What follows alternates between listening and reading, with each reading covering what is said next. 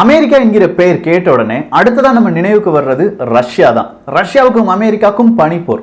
Soviet union ரஷ்யாவை உடைக்க நினைத்தது முதல் இப்போது இருக்கும் ரஷ்யாவை அவங்களுடைய ஆளுமைக்கு, அமெரிக்காவின் ஆளுமைக்கு கொண்டு வர வேண்டும் என்பது வரை இரண்டு அரசாங்கத்திற்கும் இடையே அந்த மாதிரியான பிரச்சனைகள் நடைபெற்றுக் கொண்டிருக்கின்றன. இந்த வருடம், அதாவது 2020 ஏப்ரல் மாதம் 11ஆம் தேதி அமெரிக்காவை சேர்ந்த ஆராய்ச்சியாளர்கள், பெரிய பெரிய விஞ்ஞானிகள் எல்லாருமே மூக்கு மேல விரலை வச்சு யோசிச்சுக்கிட்டே இருக்காங்க.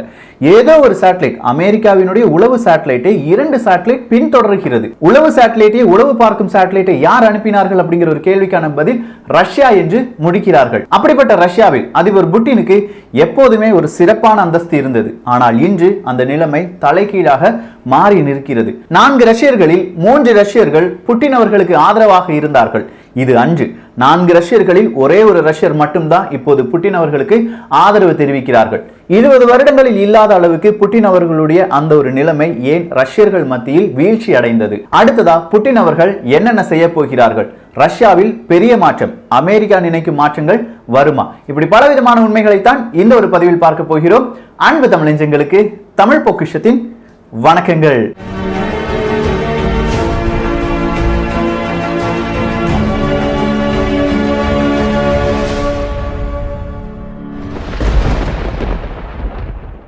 சீனா, ரஷ்யா, அமெரிக்கா, இந்தியா, இந்த 4 நாடுகள் மட்டும்தான் வானில் இருக்கும், விண்வெளியில் இருக்கும் சேட்டலைட்டை இங்கிருந்தே அழிக்கக்கூடிய திறன் வாய்ந்த சேட்டலைட், இல்லாட்டி ஆன்டி சேட்டலைட் அப்படின்னு சொல்லுவோம். அந்த மாதிரியான ஏவுகணைகள் எல்லாமே இருக்கு. அதுல ரஷ்யா இந்த வருடம் ஏப்ரல் மாதத்தில் இப்படி ஒரு ஆன்டி சேட்டலைட்டை விண்ணில் செலுத்தினார்கள். அப்போதே அமெரிக்கர்கள் ரொம்ப பெரிய எச்சரிக்கை விடுத்தார்கள். ரஷ்யா, நீ செய்யறது ரொம்ப தப்பு. ஆல்ரெடி நீ 2 சேட்டலைட்டை எங்களுடைய ஸ்பை சேட்டலைட்டுக்கு பின்னாடி விட்டுருக்க. இதுவே பெரிய தப்பு தான், நாங்க மன்னிச்சு விட மாட்டோம் அப்படின்னு சொல்லி அமெரிக்காவுக்கு சிம்ம சொப்பனமாக இருந்தது ரஷ்யா. அந்த ஆன்டி சேட்டலைட்டினுடைய பெயர் DA அசாட் அப்படின்னு சொல்லுவாங்க. எந்தெந்த சேட்டலைட் இவங்களை பின்தொடர்கிறது, அமெரிக்காவினுடைய உளவு சேட்டலைட்டை பின்தொடர்கிறது என்று கேட்டால் காஸ்மோஸ் 2542 மற்றும் காஸ்மோஸ் 2543 போன்ற சேட்டலைட் தான். சோ விண்வெளி துறையில் அமெரிக்காவுக்கு ஈக்குவலா ரஷ்யா இருக்காங்க.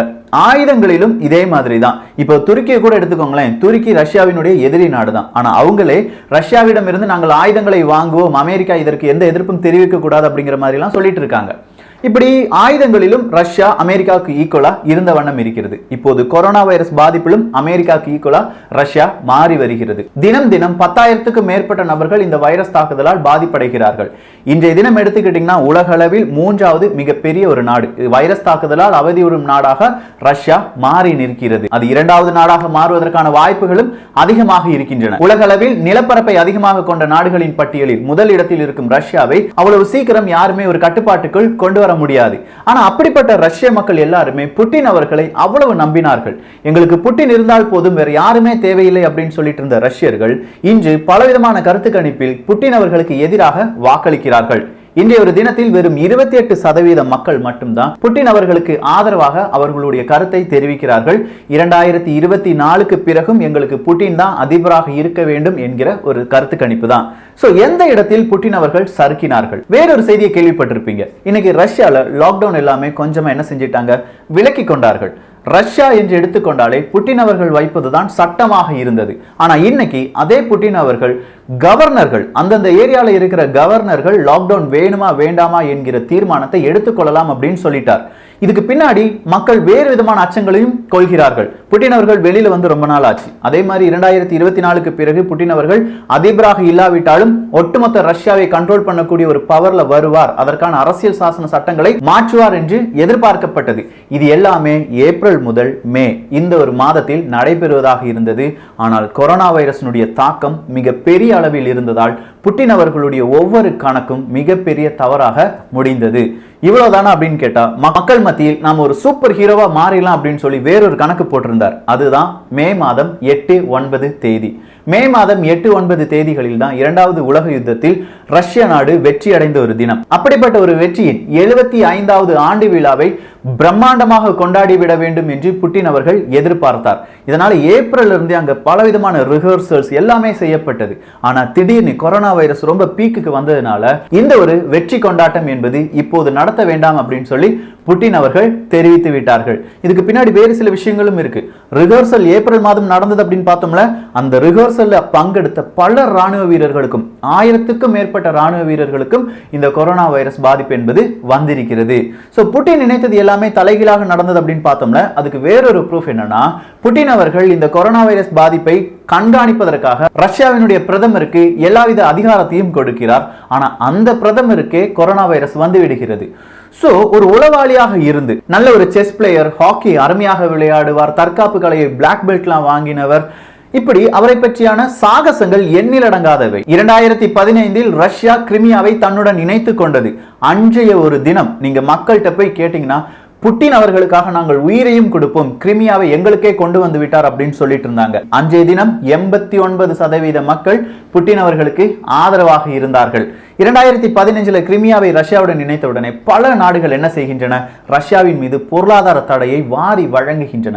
யாரும் ரஷ்யாவுக்கு உதவக்கூடாது என்கிற ஒரு கட்டளை மறைமுகமாக பிறப்பிக்கப்படுகிறது.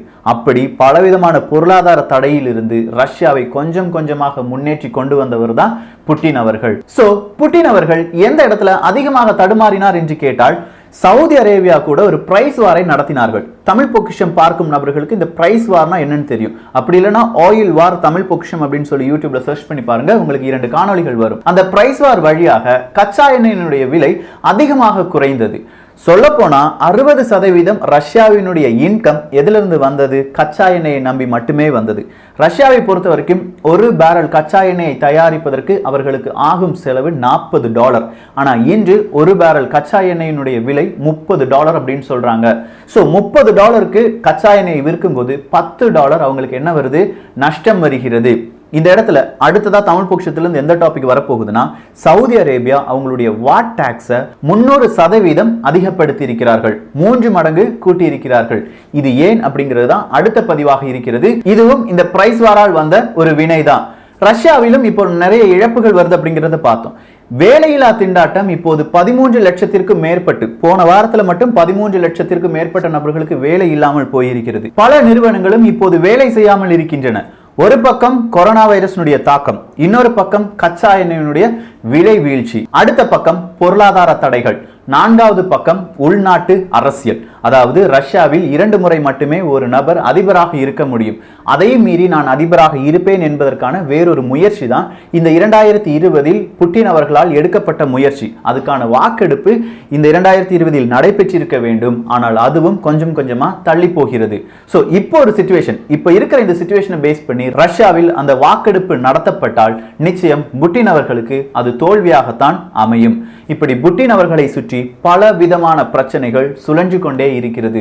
இதை கரெக்டா அமெரிக்காவும் பயன்படுத்தி வருகிறார்கள்.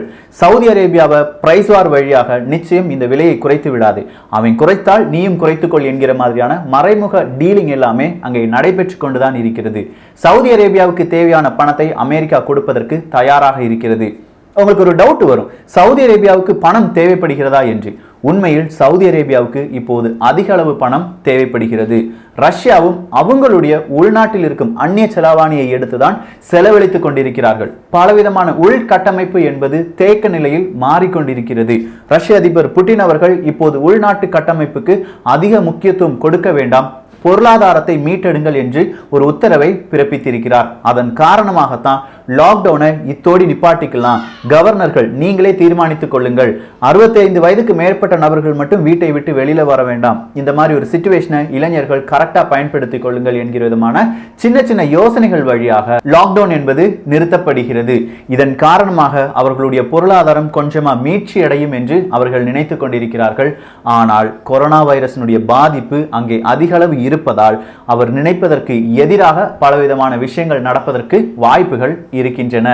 சீனா ரஷ்யாவுக்கு உதவலாமே என்று கேட்டால் இந்த இடத்துல சீனாவாலையும் உதவ முடியாது.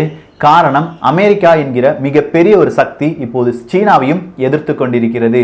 சோ கம்யூனிச நாடுகள் சீனா ரஷ்யாவெல்லாம் எடுத்துக்கிட்டீங்கன்னா இப்போது அந்த நாடுகள் ஒன்றோடு ஒன்று இணைந்து அவர்களுக்கு தேவையான சப்போர்ட்டை அப்படி மாறி மாறி கொடுத்துக்கலாம்ல அப்படின்னு உங்களுக்கு ஒரு டவுட் இருந்துச்சுன்னா, கம்யூனிசம் என்பது இப்போது பெயரளவில் மட்டுமே இருக்கிறது. சீனாவில் சுத்தமாக கம்யூனிசம் கிடையாது. ரஷ்யாவில் இருப்பதும் 100% கம்யூனிச கொள்கையா என்று கேட்டால் அதிலும் பலவிதமான பிழைகள் இருக்கின்றன. இப்படி இருக்கும் பட்சத்தில் இந்த 2 நாடுகளும் இணைந்து அமெரிக்காவை எதிர்ப்பார்களா என்று கேட்டால் நிச்சயம் அந்த ஒரு தருணம் வரும்போது இந்த உலகில் மீண்டும் ஒரு போர் தொடங்கும். ரஷ்யாவின் நிலைமை அதில் பாதாளத்திற்கு செல்லும் போது அமெரிக்கா சீனாவையும் எச்சரிக்கிறது. பொருளாதார தடை நாங்கள் உங்கள் மீது விதிப்போம், எங்களுக்கு இந்த வர்த்தக ஒப்பந்தம் phase 1 அப்படிங்கிற அக்ரிமெண்ட் எல்லாம் நாங்கள் நிராகரித்து விடுவோம், நீங்க எங்க மருந்தை கண்டுபிடிப்பதற்காக சைபர் அட்டாக் பண்றீங்க, இப்படி அதிகப்படியான குற்றச்சாட்டுகள் சீனாவின் மீது வைக்கப்படுகிறது. சோ இது எல்லாமே ஏதோ ஒரு பாயிண்ட்டுக்கு, ஏதோ ஒரு புள்ளிக்கு நம்மை அழைத்து செல்கிறது. பல நாடுகளிலும் பணம் இல்லை என்பது மட்டும்தான் இப்போது பேசு பொருளாக மாறி வருகிறது. ஆனால் அதையும் மீறி வேலையில்லா திண்டாட்டம், உள்நாட்டு கட்டமைப்பு, அடுத்ததாக இருக்கும் பொருளாதார சுணுக்கம், இதை மீறி எந்தெந்த நாடு எப்படி வல்லரசாக மாறப்போகிறது, காத்திருந்து அதற்கான பதிலை தேடுவோம். சோ அடுத்த பதிவு, சவுதி அரேபியால ஏன் டாக்ஸை கூட்டினார்கள், இதனால் மக்களுக்கு என்ன பாதிப்பு, இதுதான் இருக்க போகிறது. இந்த பதிவு குறித்துள்ள உங்களுடைய கருத்துக்கள் இங்கே வரவேற்கப்படுகின்றன. எல்லோரும் தமிழ் பொக்ஷத்தில் இணைந்திருங்கள். தமிழ் பொக்ஷம் சேனலை சப்ஸ்கிரைப் செய்யாத தோழர்கள் தோழிகள் தயவுசெய்து சப்ஸ்கிரைப் பண்ணிக்கோங்க. நல்லதை பகிர்ந்து நல்ல சமுதாயத்தை உருவாக்குவோம். நன்றி, வணக்கம்.